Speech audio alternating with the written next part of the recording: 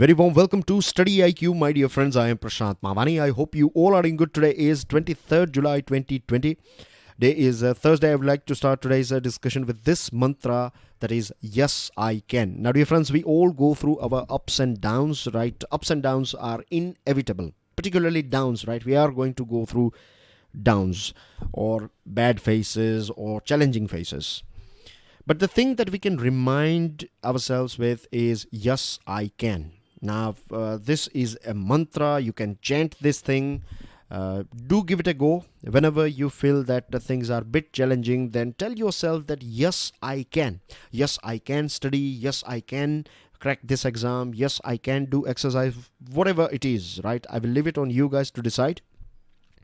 But one thing that I would like to tell you is that this is just a start, right? This is like a self start. Yes, I can is like a seed that you will sow. But make sure that just chanting this mantra will not help.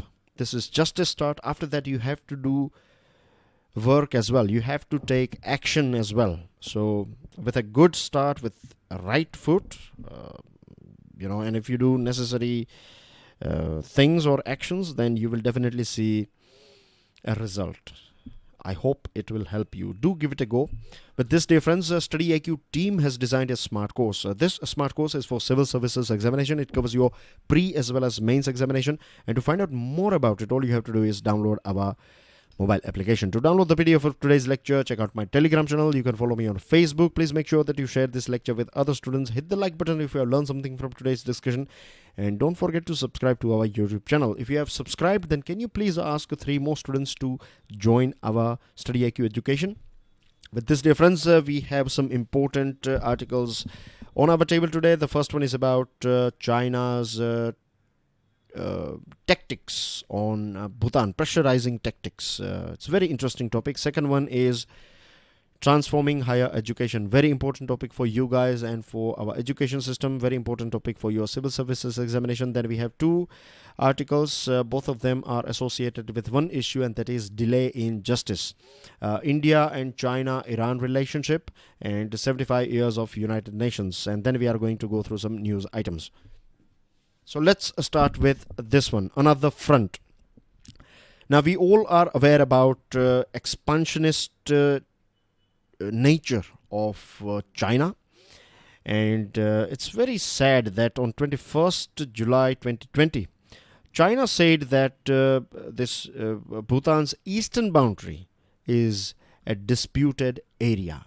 Bhutan's eastern boundary. I'll show you the geography of this region, and this is the 3rd time China has repeated this claim. First time, it talked about this boundary or this disputed, so-called disputed or self-claimed disputed area at UNDP-led Global Environment Facility. This conference was held on 2nd and 3rd June 2020, and China said that this portion, first of all, let me take you through this Bhutan, right? So this is Bhutan here. You can see on one side you have this Tibet region, which is illegally occupied by China, of course. So this is, at present, China claims that this is China here.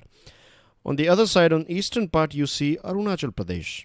Now, China is talking about this region here, Sakteng Wildlife Sanctuary. Chinese representatives tried to stop funding for Sakteng Forest Reserve in Bhutan's eastern district of Trashigang, which touches Arunachal Pradesh's Tawang district. What China is trying to do here? China is saying that this portion, that is this wildlife sanctuary that is here, Sakteng Wildlife Sanctuary, I want you guys to remember this name. Now, China is saying that this region is disputed with China. China is not sharing its border. It is Arunachal Pradesh, state of our country, that is sharing its border with Bhutan, this eastern border of Bhutan, and China is claiming that this region is disputed. That basically means that China is trying to kill 2 birds with 1 arrow. One thing that I want you guys to note is that even today, Bhutan does not have any diplomatic relations with China. That means that you won't find Chinese embassy in Bhutan, and you won't find Bhutanese embassy in China. Now, there are 4 important points on your screen. The first thing, what we can make out of this claim by China. First thing is that it is very surprising that China has not objected earlier to the funding provided to this sanctuary at GEF. Very interesting point. Second thing, this Trashigang area does not share a boundary with China. This area is not sharing its boundary with China. Then as well, China is talking about this thing. Third thing, again a very interesting point. Since 1984 till 2016, 24 rounds of talks have been conducted between Bhutan and China. In this 24 rounds, China has never said anything about this region. All of a sudden, China is talking about this region. So what China is trying to do here, I'm going to take you through it as well, but let's go through this fourth point. So far, talks have been only about Pasamlung and Jakarlung. These are two valleys in Bhutan's northern region, so somewhere here. And so far, talks have been on these two valleys that are located at the northern part of Bhutan and Doklam. Now, Doklam is a very famous thing, isn't it? We have talked about it early on as well. You find Doklam somewhere here. Right, this is the portion where you find Doklam. I'm going to throw some more light on this thing, why Doklam is sensitive or why it is important for India. Now, Bhutan's response at the start was to reject China's claim. Of course, these are false claims by China. So, Bhutan rejected it, and Bhutan was able to secure funding from GEF. So, that was a small victory for Bhutan, but it's not an end to this new issue that China is trying to create. After that, as I told you that Bhutan and China, they don't have a formal diplomatic relationship. So Bhutanese embassy in Delhi has served a démarche. Démarche basically means an official letter, right? An official letter in which you revolt or in which you complain or you express your anger about something that is officially something that is not right. So Bhutanese embassy in Delhi served a démarche to Chinese embassy in Delhi, of course. Now, Bhutan has now appeared to take a sober view. Bhutan said that we will talk about this thing in next round. And as I told you that the last round was from 1984 till 2016. Bhutan and China, they had some 24 rounds of discussion. And then 2017, there was this Doklam issue. After that, election took place in Bhutan. And now we are going through this coronavirus pandemic. So, in last 4 years, there have not been any talks between, or this rounds between Bhutan and China. Now, China's claim about this region is like a pressure tactic. It wants to create pressure on Bhutan. It wants to disturb Bhutan and India's relationship.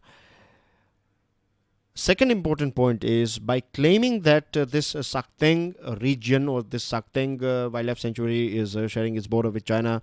What China is trying to tell here is indirectly it is saying that this Arunachal Pradesh belongs to China. You see, so now already we have this LSC issue going on. On the other side, it wants to create problem in this region as well. So now I hope things are clear to you that by claiming this region, China is not only creating pressure for Bhutan, but it is also creating pressure on India. It is trying to create another front, another point of dispute between India and China. And it is basically trying to divert our attention to another region. See?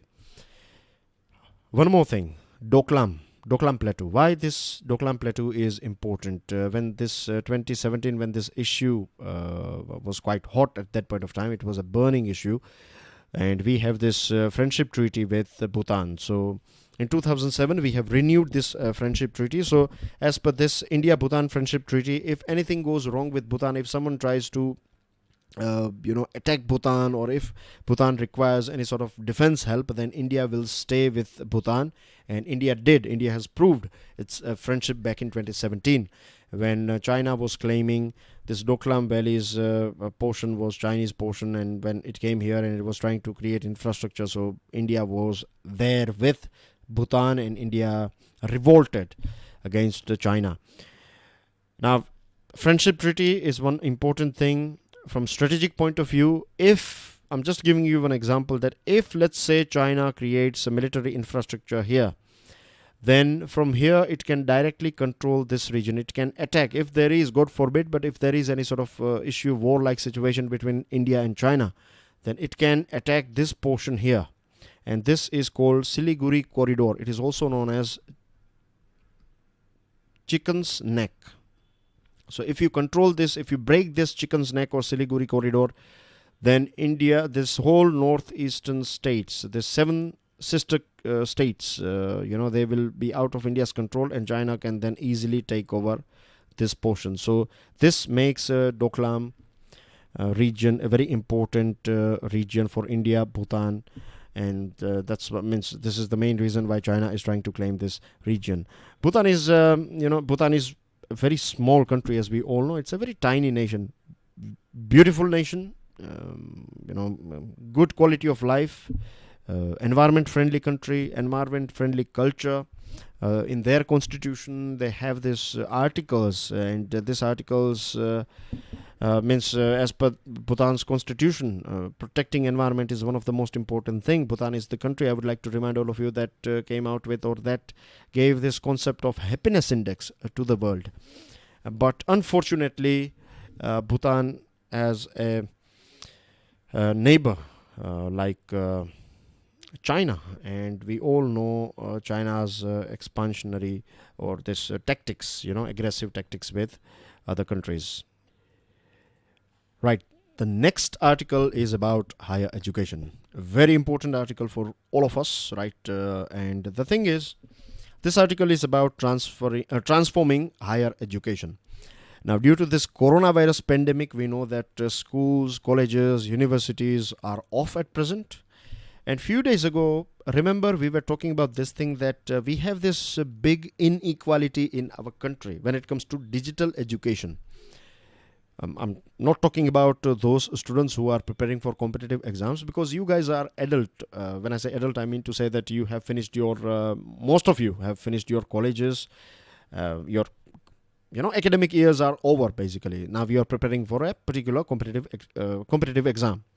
So I believe most of you have maybe smartphone or maybe a laptop or tablet or something like that, and using that device you are able to learn so many things online, isn't it? So I'm not talking about you guys, I'm talking about those students who are in schools and colleges. Now in our country we have families, let's say if they have 2 kids, then they can afford a tablet, computer or a smartphone for both these kids. They can have their individual smartphone, laptop or digital device basically, right? But there are so many families, they have just one smartphone. They have 2 kids, but they have just one smartphone in their house. So just imagine if your online classes are going on, if live classes are going on at 11 a.m., maths classes for standard 9, and you have English class for, let's say, standard 12. So how these kids are going to use that device, right? Means if one kid will learn something, then the other kid will have to wait, or maybe they have to share, and them means. What I'm trying to say here is that not every family can afford an individual dedicated device for all their kids. So we have this problem in our country. So digital education is good. I'm not saying it's 100% foolproof. There are so many limits as well of digital education, but there again, then you have limits of offline classes as well. So we have to, there are pros and cons of both systems. We have to pick the best. And we have to, I strongly believe when it comes to schools and when it comes to college, we must have offline classes as well. Online, it's okay, it's good. But ending offline is not the future, because we learn so many things in the class. I'm not talking about just education. I'm talking about dealing with people, human skills. We learn so many human skills when we hang around with our classmates and, things like that. Okay. So at present, things means institutions, people are thinking about, or stakeholders are, pondering how we can improve home-based learning. And the second topic is, big question is, what about the tools? When I say tools, I'm talking about laptops and tablets and smartphones, etc. How we are going to provide these tools to each and every students? So that's a big question as well. Merits and demerits of online learning are being debated at present, and that is quite natural. The thing that we have to keep in our mind is that at present we are a very young nation. 65% of Indian population is below 35 years old. 50% population is below 25 years old. So we are a very young nation, and we talk about demographic dividend. Now, demographic dividend is basically when you invest in your youngsters, when you invest in your citizens. That's what we call human capital. As I've said again, I've said this thing earlier on as well, and I'm repeating this thing again because this is a reality, that the biggest investment and the highest return that you can get from any investment is when you invest in your human capital, when you invest in your citizens. Like, say for example, a family will invest a huge amount of money for educating their kids. The reason is that when they get education, I'm not just talking about education like their degrees, I'm talking about their skills as well, overall all-round development. When you have, just imagine if you have a family where everyone is educated, they have skills, and then you have one family, they don't have education and things. So in long term, which family is going to be more prosperous, which family is going to enjoy more health benefits? Of course, the family that is more educated. We have some exemptions as well, but generally speaking, this is the thing that happens. So same thing applies to a society, to a country. For example, Japan. Japan is not a country that has huge amount of natural resources, but Japan invested heavily. And I'm not saying expenditure. Mark my word here, I'm saying investment. Japan invested heavily in education, skills, and healthcare. It provided these things to its citizens, and see where Japan is. Then you have same example of South Korea, then see Israel, then there are other countries as well. So this is the right time for us to give good quality education, good quality knowledge to our students. Second thing is, just knowledge is not enough. You have to give them skills as well. So education plus skills, practical things, right? They need to do that things practically. If I teach you theory about computer, but if you don't touch the keyboard, you are not going to learn computer, isn't it? Third thing, constructive role in shaping the society and the world. We need to build their character as well. Now the question is, how many higher learning institutions and students are able to get all this A, B and C? The dark reality is that a vast majority of students in our country, they just meander through, or they just have degrees, and this is a very sad reality. It's very unfortunate that I find so many people, right, youngsters, so many students, when I interact with them, I find that they are not able to communicate properly. If you ask them to, if they have any query, for example, right, and if you see the way they write their queries, or if you see the way they present, means you have to, there are so many people out there, there are so many people applying for a job. So why few people get it and why most of them don't? The reason is, those few people, their CV, their cover letter, right, is better than those of their competitors. Now, how you can make your letter and covering letter, or this resume, as well as things like that, how you can make it more presentable? You have to invest your energy in it. You have to go through your resume. You have to play with the words. Which is the word that I should place here? How many students, tell me, how many of you have invested that much amount of energy in creating your resume? So many things like reading books and being very vague, like I like reading books and that's it. Interest, cricket, books, that's it. Explain a bit more the books that you like. If you like cricket, then there are billions of people in our country, they love cricket. I'm not saying that you should not love cricket or you should not enjoy cricket. But what is the thing that you like in cricket? Right? It is all about winning and losing. You never know when. It's all about uncertainty. So that is something that is thrilling you. These are the things that you should work on. And I find so many resumes, right, they have mistakes in it. This is not acceptable at all. So unfortunately, we have so many youngsters, they lack this skill, and I don't blame them. I blame education institutions. because it is all about quantity, 99% and 98%. But what about their soft skills?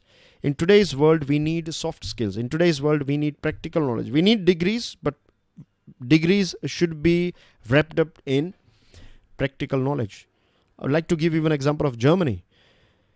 In Germany, there are so many universities, colleges, right? They invite industrial players, they invite managers and, salesperson and so many other people. They invite them and they invite them to formulate or to create their syllabus.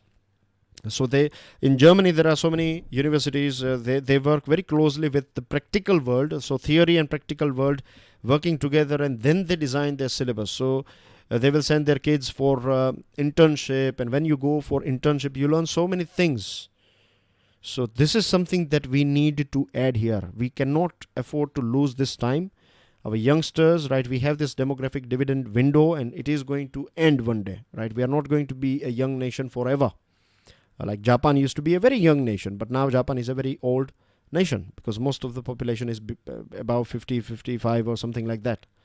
So we have this tiny opportunity, 15, 20 years. We need to make the most out of it. And for that, we need to inculcate skills, practical skills, soft skills, social skills in our youngsters. So this pandemic has provided us with an opportunity to reform. And if we don't do it now, then when we are going to do it? Moving on to next item, justice slow but sure. It's very unfortunate again in our country that we know this thing that a day will come when justice will be delivered, but that day will come after decades. And that's a confidence booster for criminals. The reason why we are discussing this thing is because after some 35 years, a verdict has been delivered. And this verdict is that 11 police personnel, including a DSP, are sentenced for life. After 35 years, it took 1700 plus hearings in this 35 years. It's about this Raja. His name is Raja Man Singh, Rajasthan. He used to come from a state family or princely family.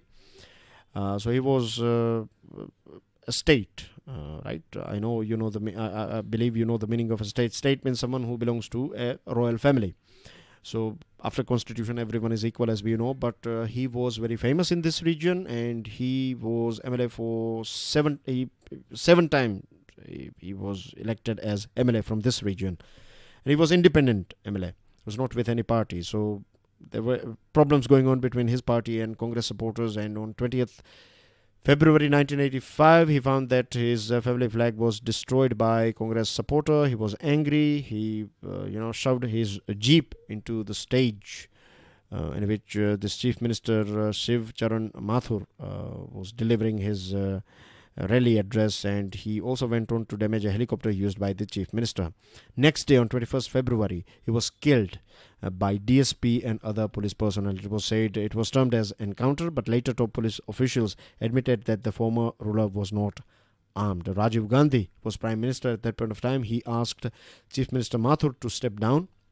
CBI was handed over this whole investigation over this case, and Supreme Court shifted the trial to Mathura in Uttar Pradesh out of Rajasthan, so that there are no influence of this people here. But unfortunately, it took 35 years, and this is not the only case. I still remember this 2014 case. I read the newspaper that day when this verdict was delivered in 2014. After 39 years, Railway Minister was killed back in 1975, and after 39 years, the final verdict was delivered. Hashimpura case of 1987, verdict came out back in 2015.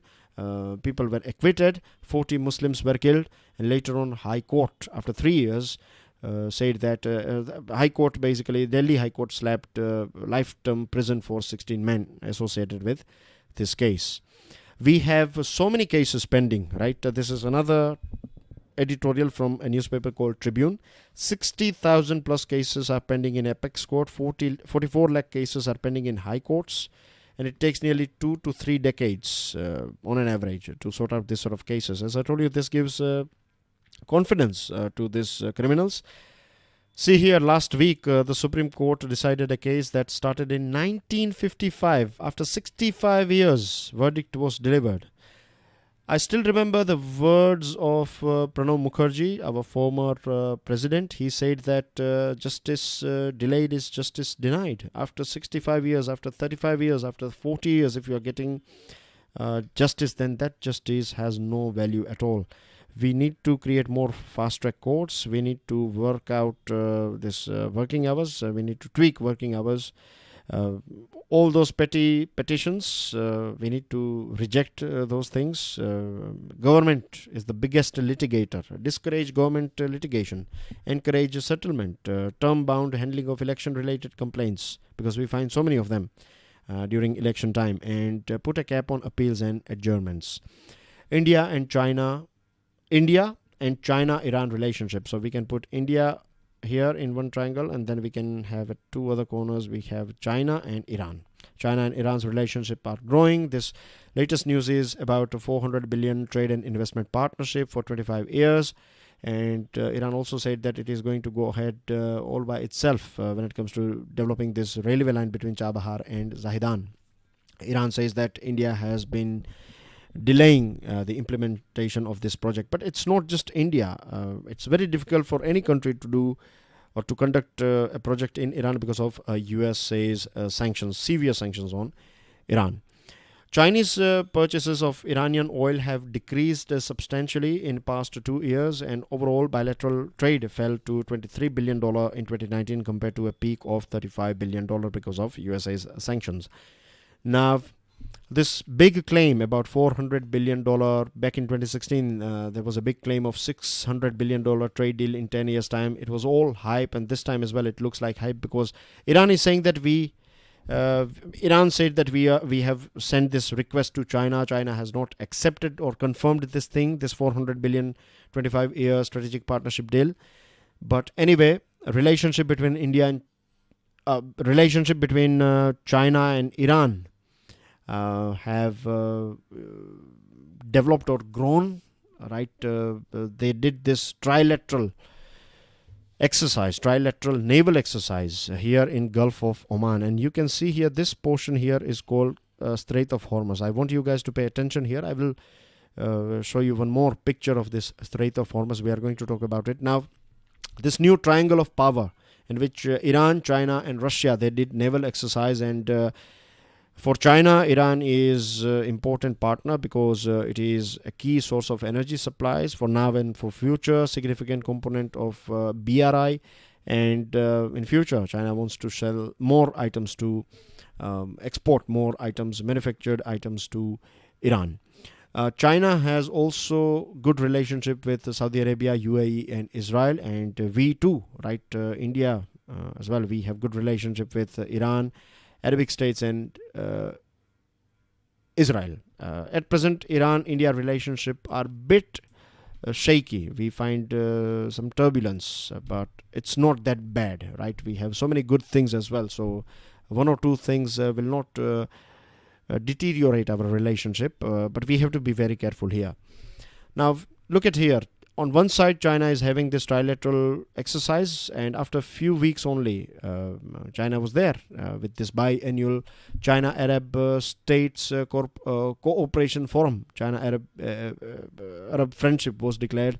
China has conducted naval exercises with Saudi Arabia and UAE. At present, China is economic, military and technological partner of these nations, including Israel. There was a time when USA used to buy huge amount of oil from Arabic world, but USA has found its own oil, shale technology, shale gas, so it's not buying anything from Saudi Arabia and other countries. So for these countries, if USA is gone, so they have to find a new buyer of their oil. The second thing is Mr. Trump's era. This country are not saying USA as a reliable ally because Mr. Trump, you know how he works. So now they are in search of a new partner, and China is ready to fill this vacuum. Now, India has to be very careful here. India should not, if Iran is and not happy with India, then that does not mean that we break our relationship with Iran, because elections are not that far in USA. And if democratic US president, if we find a new president, if Mr. Trump, if he loses this election, and if we find Joe Biden, then Joe Biden has said that he's going to revive this JCPOA. And if this JCPOA is revived, then Iran is going to develop more good relationship with USA as well as European nations. And last time during this 2015-18 period, rather than going towards China, Iran was inclined to work with Western world. So same thing can happen, and India should, India will become, means all our dreams will come true, hopefully, if we find, let's say, when I say all our dreams, I mean to say Iran, India, this Chabahar port, and international north-south trade corridor, and things like all these things we will be able to achieve if we find a new president in USA. If Mr. Trump is not there, and if we find, let's say, Joe Biden, I'm just saying, I'm not saying that I'm not supporting Trump, or I'm not supporting anyone, right? I'm just analyzing things as they are. Of course, India's interest is our priority. Though India should clearly monitor China-Iran relationship. Now, this JASC port, I want you guys to keep this thing in mind. Very important point here for you. I told you about this Strait of Hormuz, isn't it? This Strait of... So China is about to develop this JASC port. Means things are going on at present. Reports are coming out that China is interested in developing this JASC port. Just like Gwadar port, it wants to develop this JASC port. So if this JASC port is developed by China, then in future, if there is a war-like situation, then Iran will block this Strait of Hormuz. So all these oil-producing countries, they won't be able to supply their oil to other countries. So this is a maritime security risk for India. Then China's presence here is also a risk for India, and China will benefit out of it, because China will take out oil from this, landways, roadways, or railways, rather than using maritime road here, and then it can supply this oil to Gwadar, and from Gwadar it can take it to China via CPEC. So this is going to be a concern for Arab states as well, and this is a point on which both India and Arab states can collaborate with each other without creating any further trouble to Iran. So we have to be very careful here. 75 years of United Nations. Now, reform or perish. Either you upgrade yourselves, or you perish, or you get eliminated. Simple as that. This is, in modern world, we need to continuously upgrade our institutions, societies, as well as nations. Now, the world at present is multilateral, and that's how it should be. We don't want to see any Cold War era teams like USSR and USA teams, right? At that point of time, it was bipolar world. Then we saw this unipolar or unilateral, only one country ruling the whole world. No, we need United Nations, and we need a more just, more equal, more transparent United Nations. So far, we have talked about United Nations many a times. I'm going to be very brief here that the Security Council, these 5 big nations, they have extraordinary power over this institution. So far, they have been funding. Financial structure was the main thing. This USA and other countries, they used to fund this UN. So because they were funding, they were ruling this UN, and they have this P5 nations, they have this veto power as well. But today's reality are quite different. It's been 75 years since the birth of UN, and reality has changed. Today's hotspot is in Asia. So we need to make it a bit more representative. And when I say we, I mean to say that developing nations, right, they need to come together, and they have to create this revolution that we need to change this UN and its functioning. We cannot have just this 5 outdated countries with this outdated ideas about the world to rule UN and the world. We need to have more tiny nations. I would even say that we need to have some island nations as permanent members, because these nations are going to face existential threat because of this climate change and rising seawater. But no one is listening to them because they are not at that powerful position. So India can take a lead, and other nations can follow India, and we need to reform this UN. This is the bottom line. Dear friends, we are beaten by the clock at present. We don't have that much time. I have these news items. I want you guys to read each and every single line here. These are the most important lines that I want you guys to go through, right? These are 4 news items, and this 3 pages are about India and USA's relationship. And that's everything from my side today. I'll see you with daily financial news analysis. Till then, enjoy your studies. God bless you all. Jai Hind.